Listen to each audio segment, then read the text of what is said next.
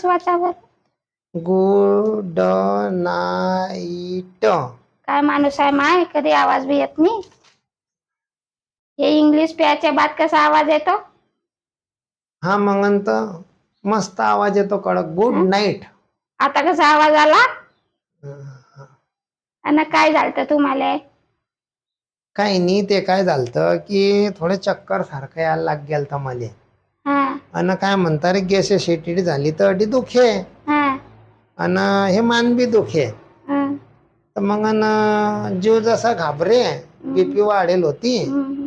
तर मग दवाखान्यात गेले आम्ही कृष्णा केअर मध्ये.